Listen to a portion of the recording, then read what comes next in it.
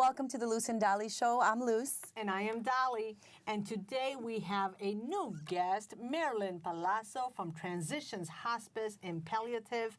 Welcome to our show. Thank you so much. Welcome, welcome. It's an honor to have you here. I appreciate there's it.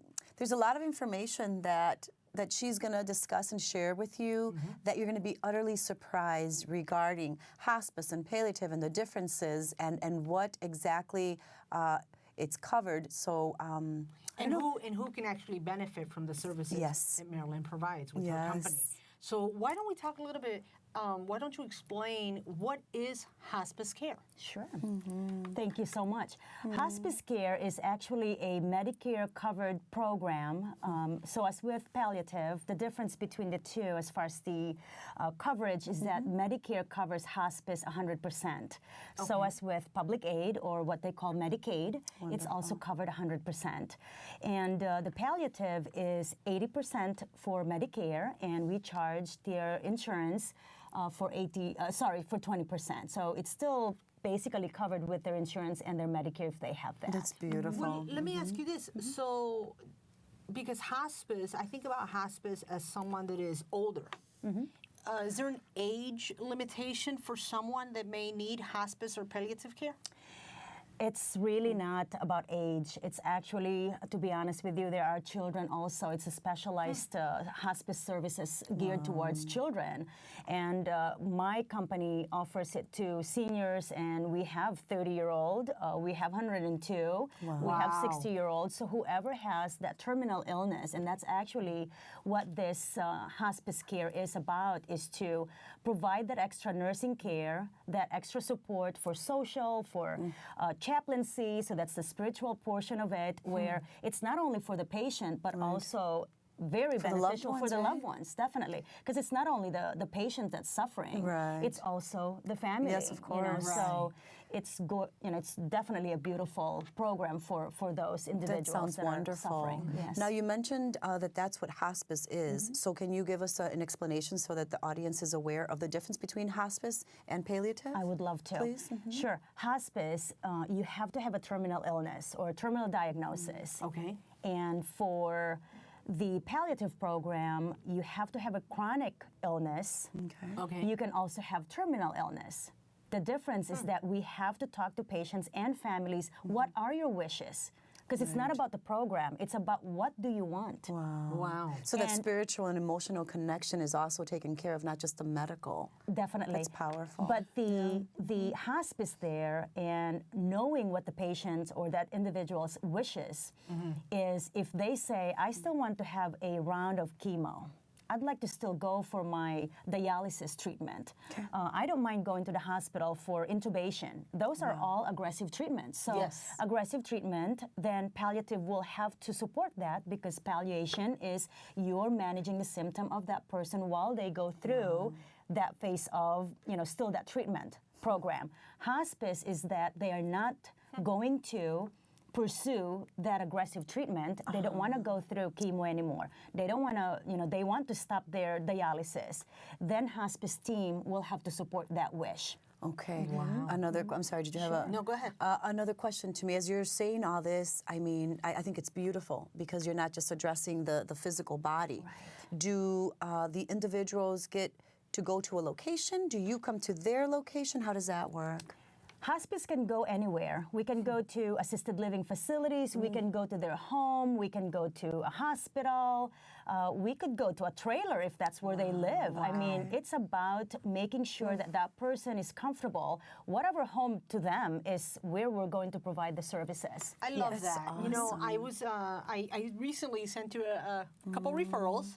Yes, and one of them, yes, of course. I really believe in what Marilyn does with her patients and in her company, and we have had the opportunity to speak a little bit more in detail. And I happen to have a friend who is in need for her parent, for her mom, and I reached out to Marilyn to see if you can help out. And one of the things that to me was vitally important to get across to my friend when I was talking to her about Marilyn was, I can help you get the right person to help you with your mom. All I want you to do is love your mom. That's it. Be there and hold her hand and be the emotional support that the mom needs. And knowing with all sincerity and trust that you would be able to take care of all the medical needs Right. that the mom has. Right. And that sounds so simple yet so powerful, Dolly, because so many of us forget that. We forget that part of it because we're worried about trying to find help for them physically, and can they take a bath, and can this and can that, and we get all stressed out and we try to do the best we can, yet we forget that the most important thing for us to do is to love our family members. So thank you for that. That's powerful. Yeah. Wow. And if I may add course. something about that, is that a lot of our family members, after educating them on what we can provide and what we can do to help them out, a lot of times families will enjoy the fact that we could help with bathing. Right. They've been doing it for so many years, Yes. and so they have that what we call a compassion, caregiver fatigue. So Yes. now with Yes. them loving their family members and want to be the best and want to do a lot for their loved one, and now we are here to support them. And besides, this is their Medicare benefit that they work hard for a long time. Yeah. And now that they need it. So if why I, not use if I it? may, because you mentioned bathing, and bathing is one of the activities of daily living. Right, right. So, and, there's the transferring of chair to bed. Sure. There's the continence. There's So- eating. There's, As you're mentioning all that, Dolly, are you Yes. able to please give us a listing course. of what things are covered and what you can help and assist with? Because I think it's important. We don't realize what you can do for them, so please. That's wonderful. The scope of services in hospice is that not only that nursing piece, right? And nursing piece is to obviously manage the symptoms of this client. Okay. And that is also to make sure that they are always comfortable. That is the concept of hospice, is to help that patient or that client feel comfortable, okay? And that includes your, not only medications, but it could be just somebody talking to them and yes. listening to their favorite music.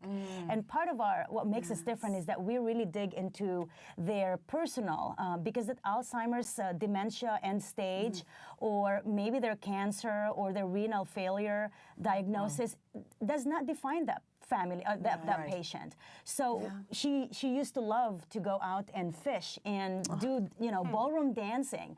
And so what we do is that we help this person live better. That's and awesome. with the social worker assisting them, the chaplaincies available to them, having our nurses available to the family and the patient 24/7. I know, it's so Goosebumps. amazing. It's so beautiful. I love what you do. And I just have to ask, so you could go to their homes, like you mentioned, trailers, this and that, but are you limited to the suburban area? Do you go to Chicago? What are your coverage areas? Hospice, you have to apply for a county, and they have to approve that county. Okay. So right now we're so happy to announce that we have 27 counties that we're serving in Illinois, Blessings. and we just expanded in Indiana actually. Yes. So that's Yay. a blessing on its own God too. Then bless. thank you. Congratulations. So Amazing, there's more and more. Thank you. Oh There's my more and more gosh. families and patients that we can help, and we're just so proud to be a I part love of the this. community. I tell you, can you just see the love that this Yeah. woman has for her patients? Well, and Dolly and I are always talking about the seniors, and it's just we love our I know, and I know seniors. it's not just We limited melt. to them, but to know that these programs are available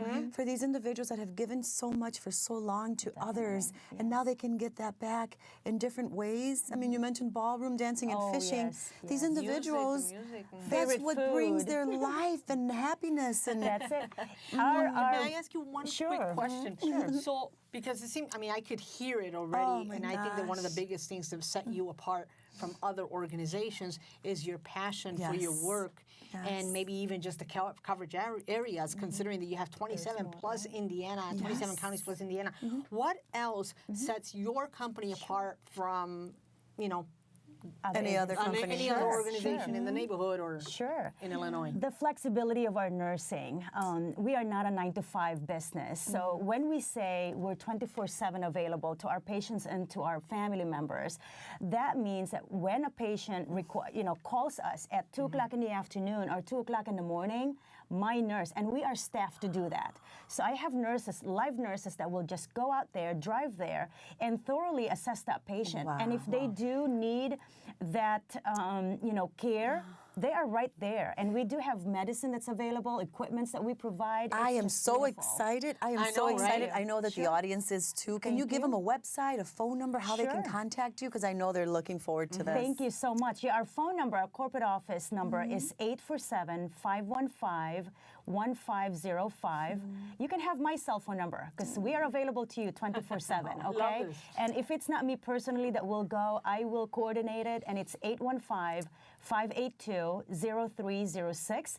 I would love for you to go and visit our website as well. It's Yes. www.transitionshospice.com. And one last thing. You did mention to me that an assessment is done before the care is actually provided. Yes. And is there a cost associated to that assessment? Hospice care through Medicare, there's very, very strict regulations and criteria that we must follow.